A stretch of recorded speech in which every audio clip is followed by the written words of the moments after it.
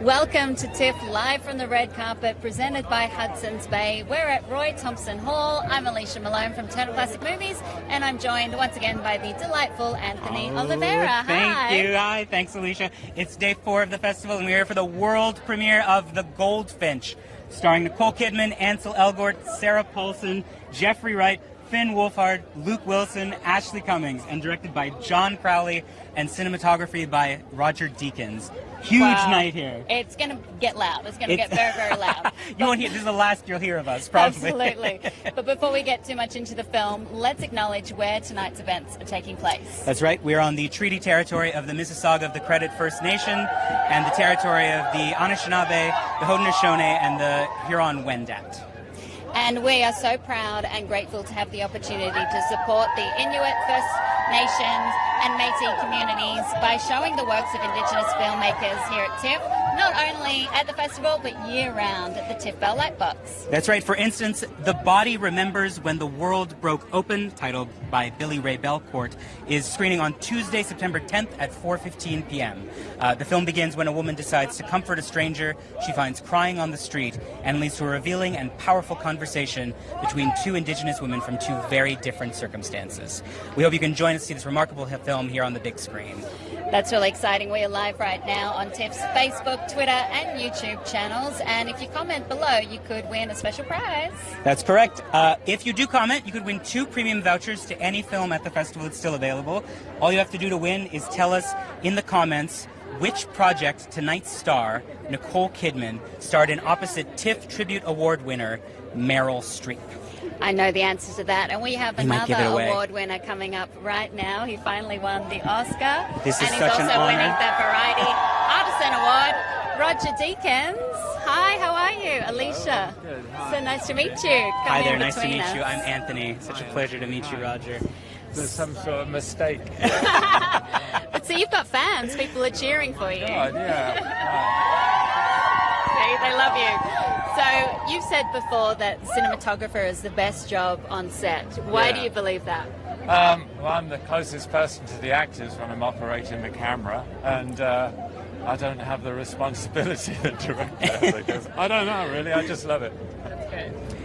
This film, The Goldfinch, is so much inspired by, I've been reading the novel, so much inspired by the Dutch masters, so much thinking about painting. Was that in your mind as you were lighting this project?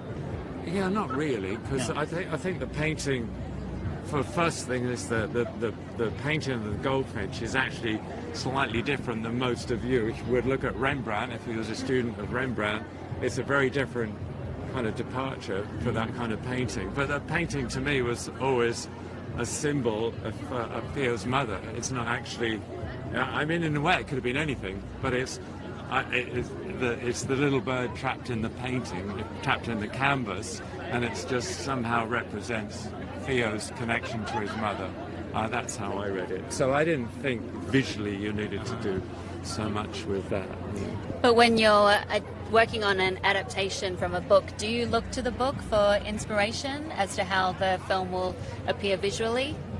Well, to get texture, but I mean, I read the book first, and then I actually talked to my agent and said, could you put my name in a hat if that's going to be made into a film? And then it just, one thing happened to another, so I was lucky enough that John asked me to shoot it. So, I mean, I'd love to have seen it made anyway, but it was even better when getting a chance to work on it, you know. Yeah. Well, thank you so much. We're being told you're being called down the carpet, but it's been such an honor to meet you. Congratulations. Pleasure. Thank you. And enjoy the screening Congratulations. tonight. So nice to meet you. Keep up the good work. Thank you. It was Roger Deakins, one of the most famous and accomplished cinematographers in Hollywood history. Yes. Such an honor to meet him. Such an honor. I mean, he is a cinematic legend, and it's so exciting that he is lensing this film. Yeah. Because I think he'll add a whole new layer to the visuals. Even just some of the shots in the trailer, I'm already like agog at how beautiful visually this film is. That's why I asked about the paintings as inspiration, because it really is such a gorgeous, sumptuous, even in its most tragic sequences, looks stunning. Beautiful imagery. And last night when I was talking on the Hustlers carpet, I couldn't remember if he'd won What a an Oscar because humble it was brag. so many. Oh, humble brag, sorry. Because I couldn't remember if he'd actually won, because that was his 14th nomination that he finally won Best Cinematography And his first on. win, right? His first win. Which is unbelievable when you think like Assassination of Jesse James. Basically all of the Coen brothers films, right? I know. Blade Runner, the recent Blade Runner, which just God. looked incredible, and that's what he won for. And before that it was Sicario. But here at TIFF he's actually winning the Variety Artisan Award, which is exciting. And we'd like to also thank Hudson's Bay for partnering with TIFF on this show, for giving us this lovely podium. It's been such a pleasure to stand up here and have the stars come straight to us. And speaking of beautiful imagery, you look gorgeous in this gown. Thank you so much. Well, you look so dapper yourself. I'm particularly fond of the pocket square. Yeah. We did not plan to both be wearing purples. I know, but I think we look really nice perfectly together, don't Thank you you think? so much to Hudson's Bay for making us look so much better than we normally do in our day-to-day life.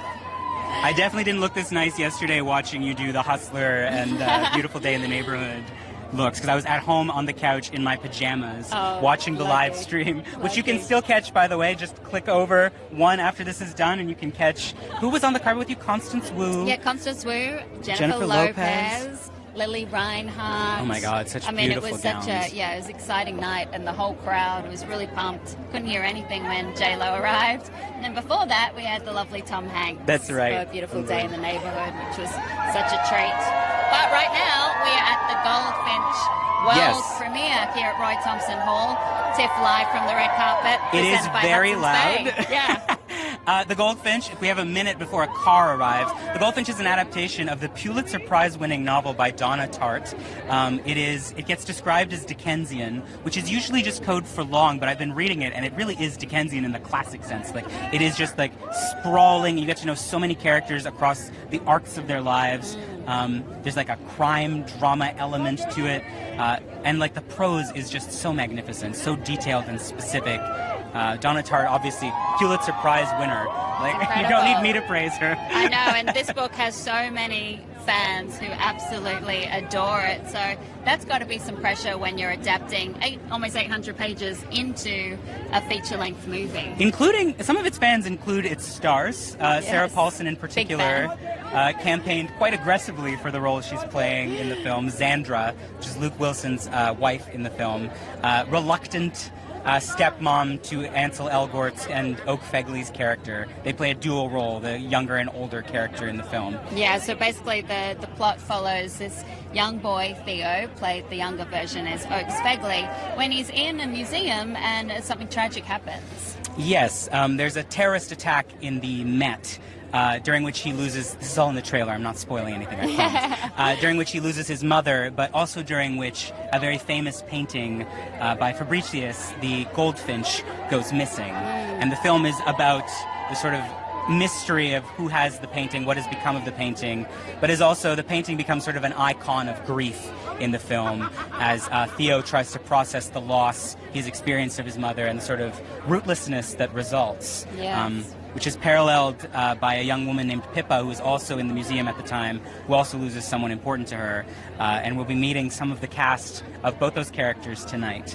And right now, getting out of the car is Aaron Bernard, and he plays the older version of Boris, who's a good friend of Theo's throughout the film and the book.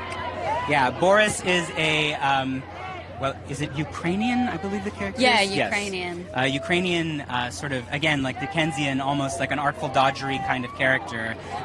Not quite a malevolent, but maybe a mischievous influence in Theo's life. And the role, again, is a dual role. Finn Wolfhard plays the younger version of the character, and Aneirin plays the older version of the character, opposite Ansel Elgort. Yeah, so it's an exciting casting. And I love the way, we're going to ask Aneirin about this in a second, but the director, John Crowley, really didn't want the younger and older versions of each of the characters to meet and to work together to try to mirror the characters, which is what usually happens when you have an older and younger version. Yeah, you expect it would be sort of conventional to let these actors work together quite closely, start mirroring each other's mannerisms, especially when both actors are not Ukrainian, so they're both doing the accent themselves. Yeah. And that's such a specific mannerism, and yet they did not consult, at least not under John Crowley's official permission, although it sounds like some of them snuck conversations snuck a with each other. conversation here and there. But they were cast specifically because they have similarities, and I think you'll see that in a second as Aniron comes up here on the podium. In a and beautiful he's looking great bolo today. tie. Yeah, I love the that bolo tie. Bolo with a bit of an opal. Yeah. Start in the second. Bring him up. Hi there. Would you like to chat with us? Come on up. Yes, please. A pleasure to meet you. Congratulations Hi, on Aniron, the film. Alicia. Nice to meet you. Come in Would here. you want me here? In between It's us, a nice please. place to be, yeah. Yeah, nice and cozy. Thank you. Yeah, you you both are looking sharp with your pocket squares here. Yeah. Now, I know that John Crowley didn't want you to consult with Finn Wolfhard about playing the character in a similar way. So did you guys actually ever meet during the process? We met right before we started, but we didn't really talk about anything to do with the job itself. We talked about the music that we liked, and that was kind of it. We were kind of like, stripped apart and then taken in separate directions. Yeah. You work quite heavily with Ansel Elgort in this film. At the press conference earlier today, you talked about it as being almost the only person he's ever loved, your character. Mm-hmm. Can you tell me more about the relationship that Boris has with Theo and how important it is to the telling of the story of the Goldfinch? Well, I think he got two little lost boys, really. They have no one in their lives that's supporting them. They both have really, really awful fathers, and they both have lost their mums, so there's no guidance there. And, they're entering into their young adult, young little boy life with so much baggage and nobody to understand that or, process that with. So when they finally meet somebody that they can, relate to. And that becomes, and they get on. And, Boris is so fun for Theo because he's never met any kid like him, and I think Boris sees somebody that he can nurture and kind of open up to and just feel like that they can grow and do better together. Well, you're Welsh, correct? Yeah. And you're playing in Ukrainian. I know you've done accents before, but is there a trick to it? Do you stay in the accent all the time, or is there a phrase you use to get back into that accent? No, there's many phrases, but the trick is doing the work, doing the preparation. If you don't do that, then you're not going to be able to just slip back into it now and again. But there's a couple of things, like I would listen to certain types of music that would influence me. Like for me, Boris always had one song, which was Tusk by Fleetwood Mac. Oh. And as soon as I listened to that in the morning, I was like, okay, I'm Boris now. So that's how it works. Awesome. Congratulations on the film. We'll let you get to your fan. Thank you so much for Thank joining you. us. Pleasure to Enjoy meet the you both. screening. So nice to meet you. Thank you. Have a Thank nice you. evening. You too. That was Aniron Barnard, who plays Yeah. Boris in the film. Yes. And again, so jealous of that bolo tie. I know, he looks very sharp, and you can see the similarities just physically between him and Finn Wolfhard. And I thought that he made a good point earlier in the press conference, Aniron, that, for Finn, he doesn't know what the future version of his character is going to be. Same with Oakes and Ansel, so it's no use for the younger character to work with the older character. But interesting that they didn't even work together, they just met briefly. I wonder if they have the same music taste. Well, yeah, Finn Wolfhard is a musician in his own right, too. So I could imagine him liking Rolling Stones and being a bit of a mod that He way. did, yeah. I do Beatles, wonder if they're yeah. both Fleetwood Mac fans. I love the idea of just blaring Fleetwood Mac. I want to start my morning every day with Fleetwood Mac. And That's very Tusk smart. specifically, it builds. That's a great start to your day. Yeah, man. Very famously used opposite Sarah Paulson, actually, now that I think about it, in American Horror Story. Her first season of that, second season of that, is all scored by Fleetwood Mac. Oh, wow. Yeah, including having Stevie Nicks as one of the characters in it. So, a lot of connections back and forth tonight. Yes, well, Sarah Paulson was really excited to be in this film. She apparently campaigned for it. She showed up to the audition in costume so that John Screamed Crowley herself could hoarse see her. Yeah. in the car That's right. beforehand. Because she wanted to make sure that John Crowley could see her as this character, Xandra, who is very different to many other characters that Sarah Paulson has played before. And you can see why the challenge, as much as it is against type for her, you can see why the challenge would appeal. Because the character is so... On the page, she could be a very aggressively unlikable character. She's deeply resentful of a young boy who's just been through a terrible tragedy, now being in her life.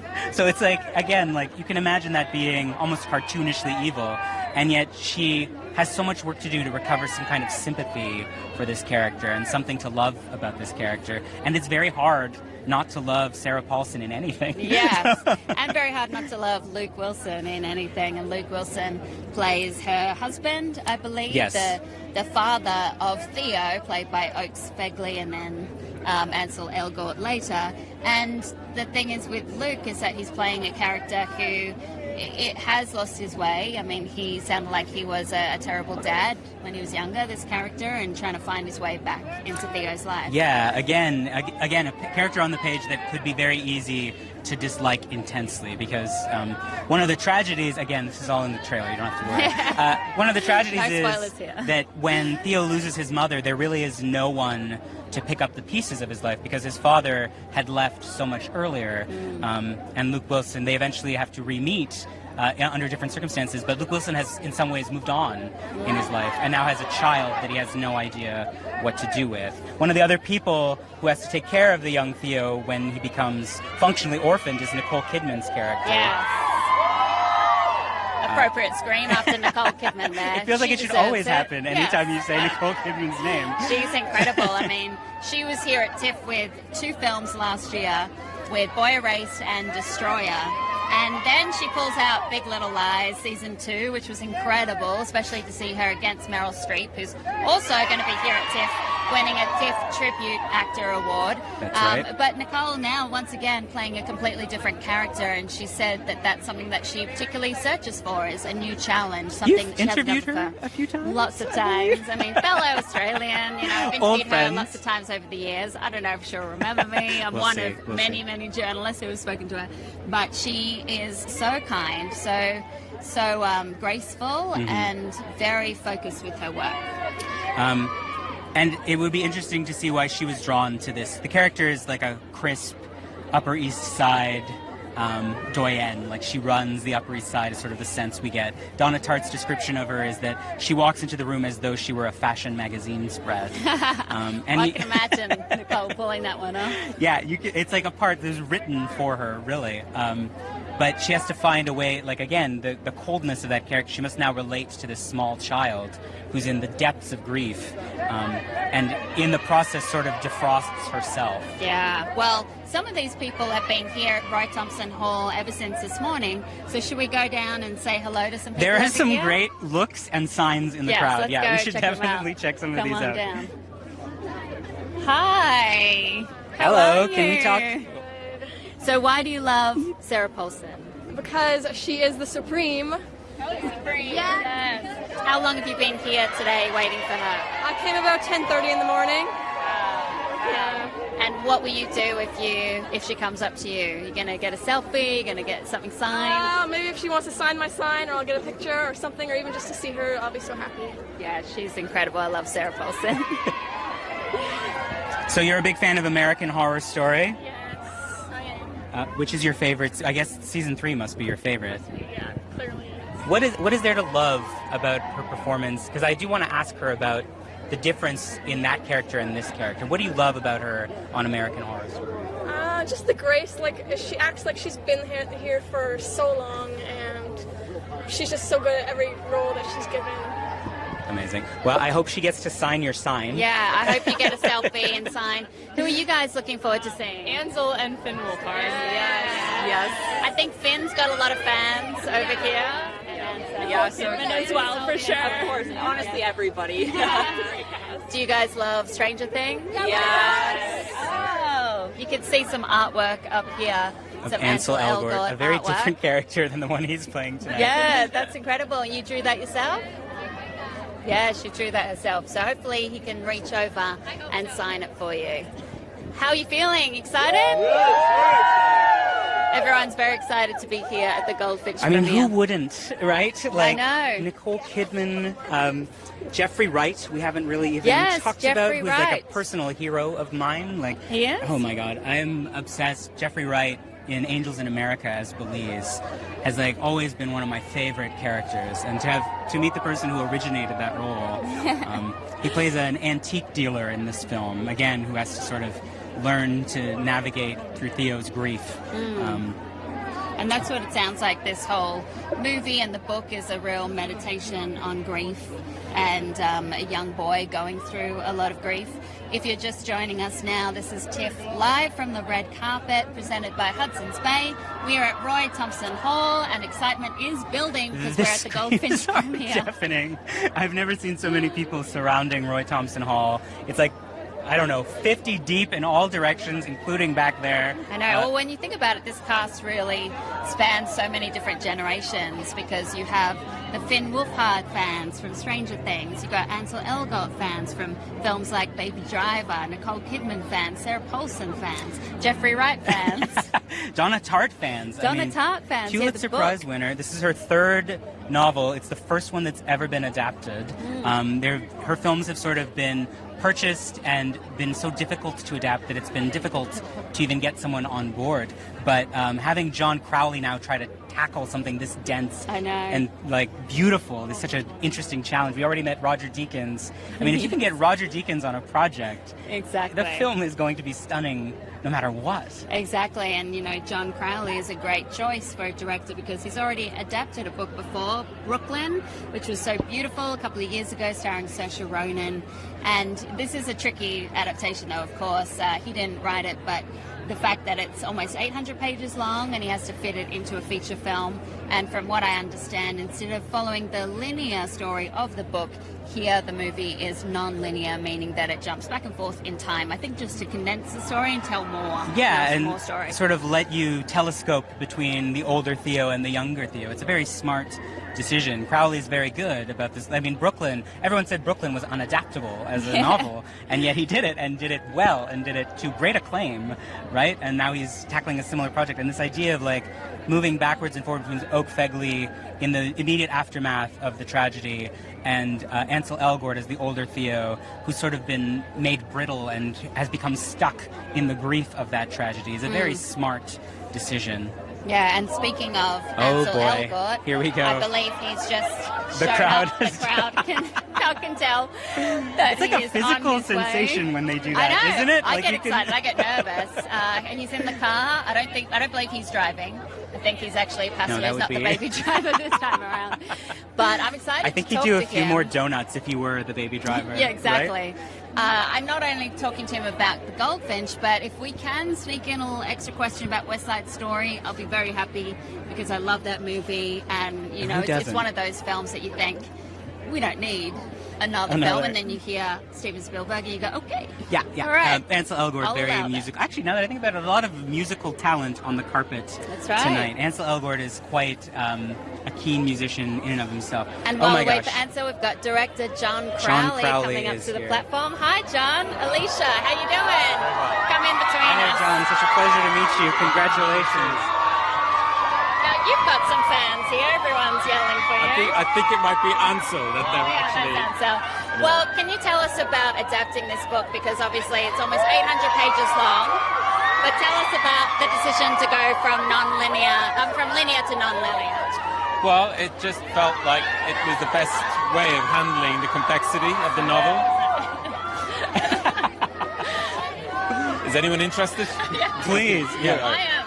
It allowed us to transfer it to the screen, and it gave us a cinematic way in of being able to cut back and forth between the present and the past, and it just gave us a visual language and a way of getting around the amount of material that we were going to leave out of the novel without drawing attention to it. And Donna's magnificent novel, of course, is a huge, big linear novel, and this is a very different piece of work. Yeah. And what made you want to tackle that big piece of work? What was it about the Goldfinch that you had to make into a film? I found it to be a profoundly moving and original study in grief. And I thought the whole way in which, you know, this young boy gets stuck in his grief and transfers his emotions over onto this painting. And of course, it's not any old object that he's holding on to. It's a priceless work of art. Sort of increased his criminality as he went on in his own sense of shame and despair. And I just thought it was the most fascinating and original bind to put a character into. And I guess in the richness of the worlds and the complexity and distinction between all the worlds. And it's got a huge cast of wonderful characters. So, Well, thank you so much for joining us. Congratulations My pleasure. on the I can film. barely hear you with all the screams. Everyone's excited. Thank you. Thank you so much. Director John So, Crowley yes, and of The Ansel Goldfinch. Elgort. He apparently is going to come back here if he can make his way out of all the fans. The crowd is mobbing him. Oh my gosh, I know. He's Oh, nice to meet you. Congratulations Hey, on the film. Alicia, how's it going? Nice to see you. Oh, Yeah, take that pen away from you. You guys having fun? Yeah, I went deaf for a second there. Your fans are deafening. Yeah. But So, great. congratulations. It must be nice to have all this sort of outpouring of joy. But this Yeah. is a film so much about grief. Can you tell us Yeah. about your character's emotional journey? Overcoming grief too, and there's positive notes as well, and there's beautiful moments. And Oakes, who plays young Theo, is so great, and Finn, who plays young Boris. There's some moments there that are so beautiful, and it's not just a dark film; it's also a beautiful film. And the work of Roger Deakins, the cinematographer, Yeah. is so beautiful. It's like a painting, and I'm excited to see it again tonight. I haven't seen it final version, so I'm really excited. Oh, yeah, so I was wondering if you've seen it because I know you didn't work directly with Oakes on any particular mannerisms, but I was wondering if you noticed anything that was similar with you two. We both pushed our glasses up like this. Really? Because yeah, neither of us wear glasses, so maybe we were overly conscious of glasses. We both did it. He's a great young actor. Oh, there he is. There He he looks is. so Oh. beautiful. No, Oakes! shut Oakes, up. come here, come here, come here. Hello, hello. Look at you both. You both look Congratulations on the film. Oh, wow. Ansel was just telling us how amazing you Thank are. you, Ansel. Thank you Oh, so come much. on, man. Thank you very much. So what was it like working on this project with Ansel? It's really fun. He's a hilarious person to work with. Really sarcastic, funny person. So yeah, it's a lot of fun, and all together, the entire cast is incredible. So yeah, it's been a pleasure.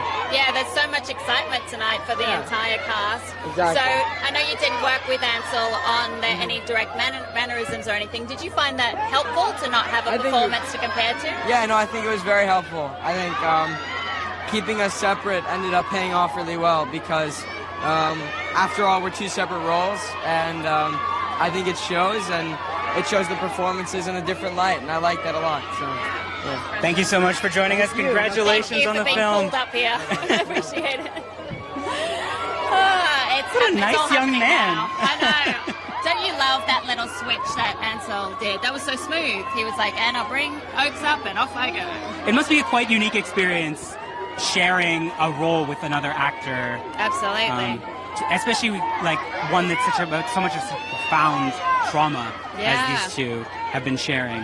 I know, it's almost like they do have that bond with each other.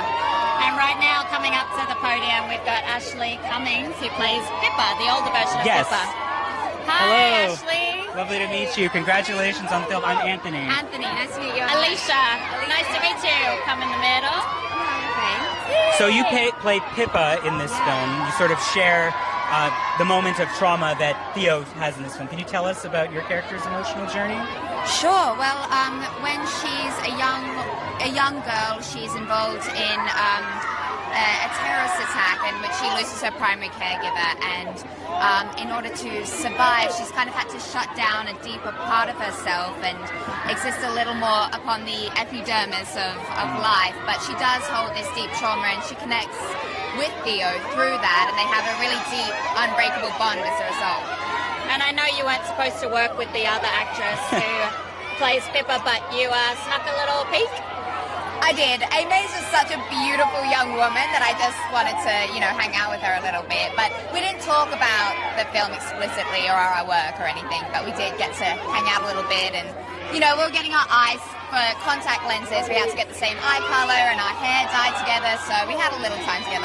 Awesome. Congratulations on the film. Enjoy. Thank you. Enjoy the. It was lovely to meet you too. Yeah, you too. What a Have a pleasure. good evening. And coming up right now is Finn Wolfhard. Hello. How you doing? Lovely to meet you. Hey, Finn. Hey, how's it nice going? to I meet love your you. tattoo. Oh, thank you. I've got many. Nice. many tattoos. Yeah. Can you tell us about your role in this project? You played Boris. I play Boris. Yeah, I play young Boris, a different version of him. I play this kind of kid who's he's very adult and he's been through a lot and he's suffered a great loss early in his life, and he just kind of has lived like 1,000 lives, and he's only 13. So it was really interesting to play him. It sounds like it's a role you haven't played before, anything similar. So what did you connect to about this character? Actually, he's such the opposite of who I am. And that made me really excited. And that's a character that really excites me. And so I was excited to play him because it's something that I never, like you said, I never dealt with before. So it made me feel like a real, true, I'd acted before, and I've been so many amazing things. This is my first dramatic role, I guess. Yeah. Well, congratulations on the film. Thanks so much. Enjoy the screening. Such a pleasure to meet you. This jacket is nice gorgeous. to meet you. Enjoy your fans. Finn Wolfhard. It gets loud. The crowd is swarming. Finn is, of course, the star. Hi, lovely Sarah Paulson's coming up now. Hi. Sarah. Lovely to meet you. Yes, Come in the please. middle. In between us. Really good. It's Such an honor to very meet you. loud here. So I was listening to an interview with Joss Whedon the other day, and he said if you want an audience to believe something, get Sarah Paulson to say it. Joss Whedon did. But you're playing so much against type in this film. We sort of expect you to be the sensible and conscience, but you campaigned so hard for this. What was it about Xandra that wanted you? Well, what I loved about it the most, what I loved about the character in the book and then subsequently in the screenplay, was that this was a woman driven by total desperation. And as an actress living in Los Angeles, and at the time when I read the book, I was not working very much. I didn't have a career that I wanted, and I sort of related to that part of her that was just desperate to have her life be the way she wanted it to, which was basically be with her husband Larry, played by Luke Wilson, and along comes Theo and kind of usurps her position in that world, and she just feels very competitive with him and doesn't really want to share her life with this kid who's been through something traumatic that then she's going to have to help him through. Like, she's not a person with a great deal of self-awareness or self-reflection, and I always think it's interesting to play people who have moral ambiguity, because there are a lot of those people walking around the planet, and it's nice to reflect back real people that are walking around the world. It must be fun also to experiment with her look. How involved were you in creating her? Well, I wasn't involved. Donna Tartt created her and created her brilliantly on the page with really vivid descriptions of her physicality. And so all I did was take everything off that, which was a deep tan, square acrylic nails. Those are hard, the acrylic they are. I even wore a pair of earrings that she described in the book as starfish earrings the first time she meets Theo. And so we tried to find those, which we did. And the wig was a particular brassy yellow and had a kind of ragged, and I spent a lot of time screaming into pillows and smoking a lot of cigarettes because her voice was described in the book as also being deeper than mine is. So when I went to audition, I was screaming in my car for about an hour before. It worked. Well, thank you so much for stopping to chat with us. It's such an honor to meet you. Yeah, so nice to meet you. Enjoy the screening. Enjoy your fans, which are multiple. Oh my gosh. Hopefully Sarah she saw the Paulson. sign. Oh yeah, I think she signed the sign. Oh, over amazing. there. Oh, she did. She is supreme. Absolutely. She truly is. Yeah. Just so regal. People screaming supreme right now. Oh, they're supreme. Well, yeah, and as she was saying, she was such a fan of the book, and it's so interesting to hear from her how she connected to it back when she was still struggling in Los Angeles. Very different for her now. She's in demand. Man, oh my gosh. So we are waiting on the arrival of Mr. Luke Wilson. He is down behind us signing Oh, autographs. he's entered from... Oh, we must have been dazzled by Sarah signing Paulson when autographs, he entered. but he's coming back our way because we are very, very lucky. If you're just tuning in now, this is TIFF live from the red carpet presented by Hudson's Bay. We are at Roy Thompson Hall, where hopefully you can hear us above all the Who knows? screens. Who knows? We're talking to no one. We're pleasing each other. That's this what's cast important. is incredible. Finn Wolfhard, Ansel Elgort, Nicole Kidman is still yet to arrive, and Luke Wilson. Luke Wilson is making his behind way to but us. he is one of the nicest people around, so it's going to be you've hard met? for him to not sign autographs. Hi. Oh, here he comes. Luke Here he Wilson comes. plays Theo's father in the film. Yes. Luke. Hi. Lovely to meet you. Congratulations on the film. Hi. You guys on TV. How's it going? You guys have been working hard. Oh, so hard. And in high heels, I'm too. surprised you're still standing. Well, not me. Still, But, you know. we're still going. I've been still laid going. out in my bed just watching you guys talk to people. Oh, that's good. Hopefully we do okay. You've been So doing great. This sounds like such a great project to be involved in.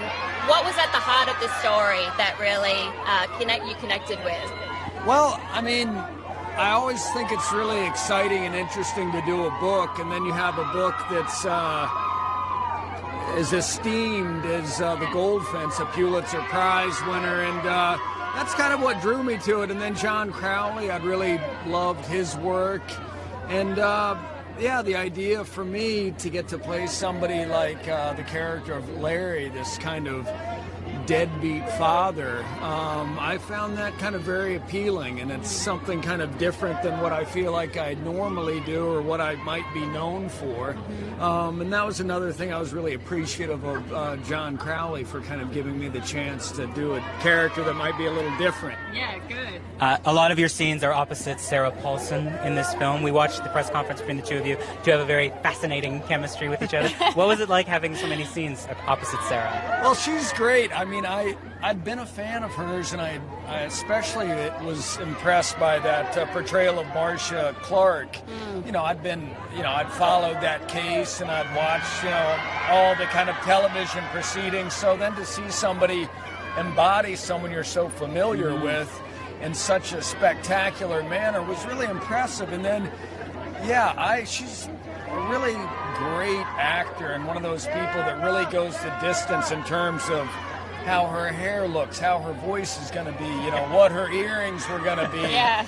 And on top of that, I mean, as you know, if you've ever spoken to her, she's got a great sense of humor. So I always enjoy being around people like that that are funny and fun to be around. But also, she's what I would imagine Gary Oldman or somebody like that is like in terms of kind of disappearing into a character. Yeah. Well, thank you so much for joining us up on the podium here. Yeah, thanks for coming back. screening. Enjoy your night. Nice to meet you. That was Luke Wilson, Luke who plays Wilson. the father of Theo, the character played by Ansel Elgort in the film. And see, I always say nice to meet you, even though I've met him before. But, I never think, I'm just like, nice to meet you. Anyway, Well, he's so nice. They meet so many. I mean, how many people just He's so today lovely. have they just met in the I last 20 know. minutes? Look at all the fans lining up here at Roy Thompson Hall. Everyone's excited. We've already talked to Ansel Elgort. We've talked to Finn Wolfhard. It just happened thick and fast. Roger Deakins, John Crowley, Luke Wilson, Sarah Paulson. Woo! Sarah Paulson, oh my gosh, I'm going to step out of the way so you can see her down the carpet. Yeah, I don't know if you can see her that all the gown way is down there. stunning. One of the she is loveliest gonna look- people I've ever met on this platform. And it just sparkles, her gown, and I love her demeanor. I love her work that she does. I mean, she's just incredible. As Luke was saying, sort of a stunning chameleon in a role, right? Like just sort of vanishes into it. I love the story she told about the earrings. I mean, she really took everything from the book. And, because when I asked the question about how much she was involved in the look, I thought she would actually change things from the book. But really, she just stuck to the page, I guess, because she's such a fan of it. Yes, I mean, well, so many people And it's are, so right? visual, right? Yeah. The book is very visual. Like, one reviewer described it as like stage directions for building sets because it is so specific. I've already mentioned how people talk about it being Dickensian, but it actually has quite a lot of almost a Virginia Woolf texture, like the interest in detail as detail. The character Theo, one of the ways he processes his grief in the novel is to become kind of an expert on antiques, an expert on art. And he, as the narrator, he's the primary narrator, he speaks in the first person throughout the novel, he's noticing all these specific details. Like the fact that we know what Sandra's earrings are like is because of this obsession with cataloging that fascinates the character. Yeah, I can't wait to see how it's adapted from book to screen. I mean, luckily you have some of the best talent behind the camera as well, like John Crowley, who adapted Brooklyn. As you were saying, Brooklyn was known as being an unfilmable novel. And then you get the great Roger Deakins involved, and it's going to be can't beautiful. go wrong, right? And it sounds like the actors who've seen the film have all commented on just how visually stunning it is, even amidst sort of its tragic sequences. Which is also true of, I mean, Blade Runner 2049 was exactly the same, right? Like, every frame of that film could go up on a wall. It's so stunning. And this is a story that takes a long time. I haven't interviewed you yet. You have a fan. We have people that want to come up here on the podium because this is the place to be. This podium was given to us by Hudson's Bay. It's a beautiful spot. We got prime position right in the middle of the red carpet. We're here at Roy Thompson Hall. This is TIFF live from the red carpet. It's all happening. It's all happening. Once again, you look stunning. Oh. we got videos being created on iPhones. I love this job. It's just the best job You in never the world. know what's going to happen when you're live. People around you having the most fun of their lives, It right? really Like- is such a joyous feeling. We're at the world premiere of the Goldfinch, and we feel very lucky to have this spot right here in the middle of the carpet where we get to see all the fans waiting in anticipation for the stars. We are and all the still stars coming out of the possibly cast. waiting on Nicole Kidman. She is in town, so it is possible she will be joining us on the I hope carpet so. tonight. I hope so. You've interviewed her several times. Yes, lots of times, and she's always so delightful to talk to. She's really kind. The last time you spoke was about the film Destroyer, is that right?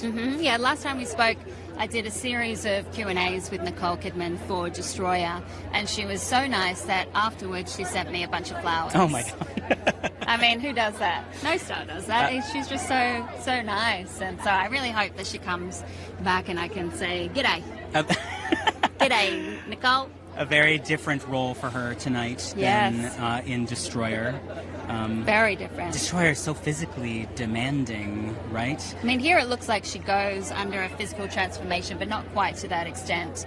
And here she gets to play a character over many, many years, which I always think must be a treat for an actor, that you can stand, you can be with the, I almost said be with the crowd, you can be with a character for such a long time. Yes, and sort of get to play Grow them with across them. I mean, film doesn't get to do that very often, right? Because it demands so much, even just physically, like makeup and costuming, but also at a story level. It's very difficult to telescope through time the way that this film has to, and the demands on the actor are quite extensive to do that. Her character is also, I won't say too much, but is also themselves struck by grief in the course of the film. Oh, yeah. So it'll be, I mean, I can't wait to see this performance. I have no doubt. And yeah, it sounds like the film jumps back and forth in time. It's not linear storytelling, but I wonder if they shot all the same scenes at once, or if someone like Nicole, who's in both the younger and the older versions, have to jump back and forth. Right, and actors like Nicole and Jeffrey Wright have kind of, we've been talking to the actors doubling roles throughout the film, but actually that's a challenge for people like Nicole and Jeffrey who have to play against two actors who are playing the same character. Yeah. Right? They have to develop the bond with both. And yeah, that must be interesting to act against a younger version and older version of character, particularly when they haven't consulted, like in this film where director John Crowley specifically didn't want the younger versions and older versions of characters to work with each other to make their mannerisms, gestures, voices the same.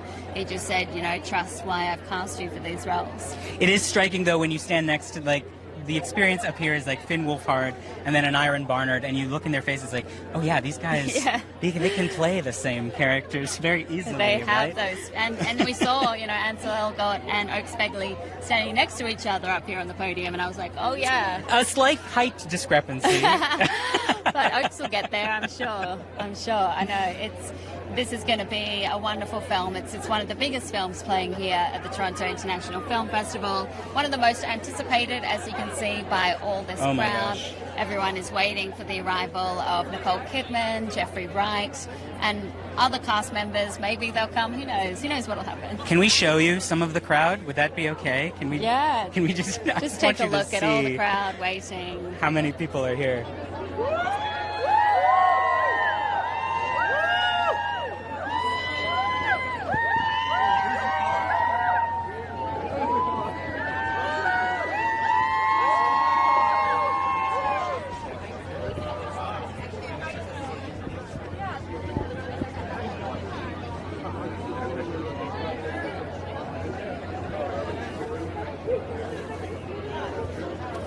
can feel the excitement. They're quiet now, but just wait until Nicole comes. A car is pulling in, and I don't know what this will do to the crowd when it opens.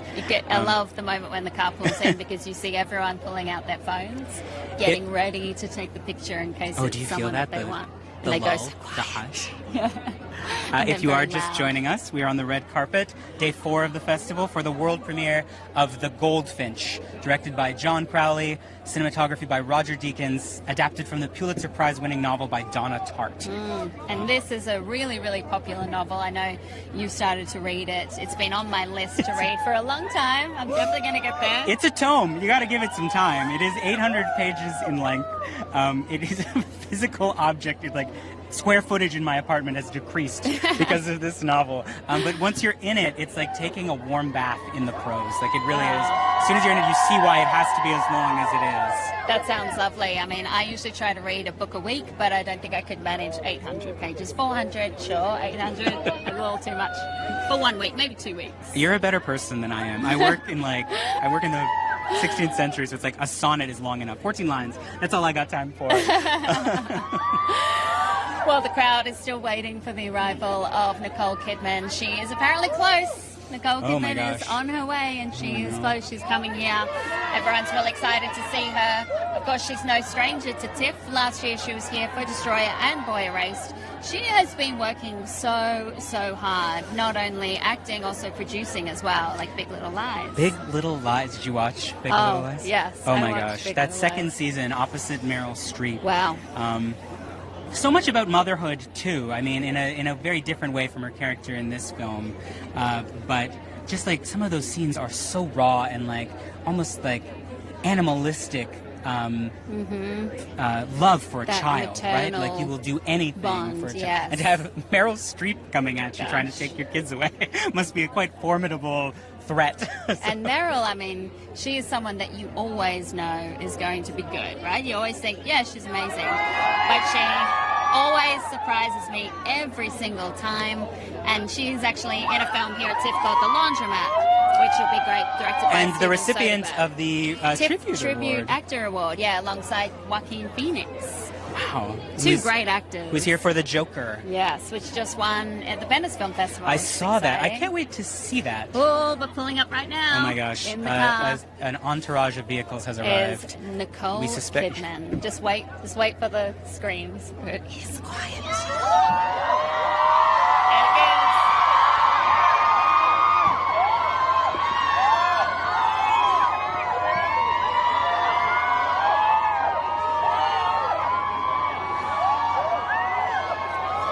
There she is, going over to talk to some of the fans who have been waiting here since this morning, hoping to get a glimpse of her and the rest of the cast. The crowd was thick and fast before I arrived here, and that was a few hours ago.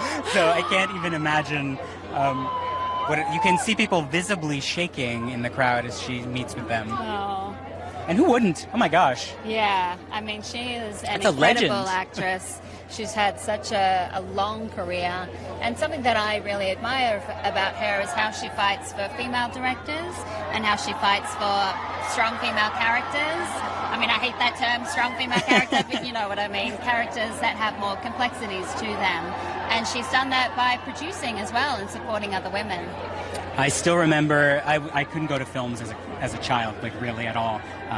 And one of the I know I made up for it later. Yeah, I'm sure. But one of the things, one of the first films I really saw that wasn't like a standard action movie. I went to an all-boys Catholic school, and I sat in the audience watching Moulin Rouge. Oh.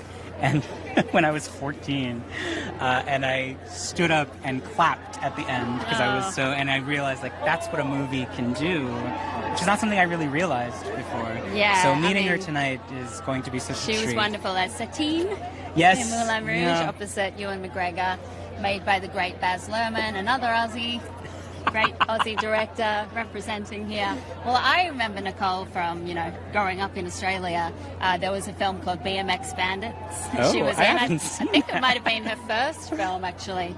And she was so young, and it is about a group of kids who ride around on BMX bikes. You can find it. It's become somewhat of a cult classic. But then throughout the years, just following her career as she went from strength to strength, and she is a source of pride in Australia. Is there just like a her- 60-foot gold statue We of call her? her her our Nicole. So you can't say Nicole Kidman, you have to say our Nicole Kidman, because Australia is very proud of her and everything that she continues to do as an actress, producer, supporter of women, and a mother as well. She talked today at the press conference quite extensively about, someone asked in the audience, what is your biggest fear? And she didn't quite answer the question, but she was thinking about motherhood and loss. And something passed over her face that was like so striking. The thing that amazes me about her, never mind, it's too loud. She's kind of coming our way, and Nicole hopefully she'll Kidman come is up here. striding towards us. I'm terrified. She's so lovely. But the thing that always surprises me about her is how she's able to understand so many different characters. I mean, she's just incredible the way she transforms. And here she comes now. Yes, please. Hi! How are you? Hi, Aussie girl. How are you? Nice to see you. They're besties. So excited to talk to you. Come in between us. I was so happy that you're going to be here. Yeah. Hi, everyone. Oh, it's so great to have you back here at TIFF and for this film. Now you get to spend a long time playing this character over several years. Do you enjoy that as an actor, getting to transform with a character?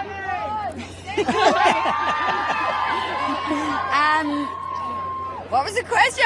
I got distracted. Do you enjoy spending a long time with a character, playing her over several years? Yeah, well, this was interesting because, as John describes it, it's Dickensian, and so you come in, you leave, you come in, you leave, because it's following the trajectory of a young boy into his manhood and the trauma that he's suffered. So trying to bring in all of the novel and the story of my character into those moments was difficult, but I love being able to play a supporting role in an ensemble cast, and that's so rich, you know. And I love that Warner Brothers made adult drama.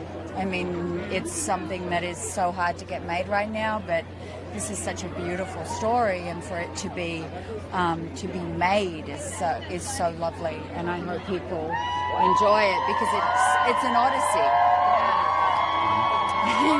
Well, it's been such an honor to meet you, the crowd. And I'm so glad I got to witness this reunion between old friends. Aussie girls. Aussie girls. Love it. Aussie girls unite. Thank you so much. Well, thank you so much. Such a pleasure. We have to let you go to your fans. So nice to see you again. Have fun tonight. Oh my gosh. Nicole Kidman, everybody. I know. I told you she has that presence and that grace, and she's just always so wonderful to talk to. She clocked you immediately. Yeah. She was like, her face, I wish we had. I know. I can't imagine what it's like having Nicole Kidman make that face at you. I know. I didn't know if she'd remember me or not, but we spent some time together. I wish we had some time for more questions, but what a pleasure to meet her. I know. She's got a long way to go down this red carpet. It is to no talk to joke. all the fans and then go all the way around into the media tent where there's a whole row of press. We're not it. There are so many other press from all over the world who've been waiting to talk to Nicole Kidman. And your old friend, so you can just call her later tonight. Yeah, Hi, Nicole. Nicole Kidman again plays Mrs. Barber. A character who has to take a kind of motherly role to young Theo early in the film after the tragedy befalls I can barely hear you. It is really exciting. She's getting to talk to all her fans. Can you? I feel like this crowd is so wild. Well, so graceful. This has really been such a fun red carpet. Thank you so much, Anthony. Thank you so much for letting me stand here and watch you reunite with your good friend Nicole Kidman. Sorry you didn't get to ask her anything. She got whisked away so fast. But we hope you've enjoyed watching TIFF live from the red carpet presented by Hudson's Bay here at Roy Thompson Hall. That was the world premiere of the Goldfinch, but we're going to be back soon. Very soon, like right away. We're back here for a Song of Names, Francois Girard's new film, in just a little bit. So stick around. Yeah, stay with us, enjoy, and we'll see you soon. Bye. Yeah, sure.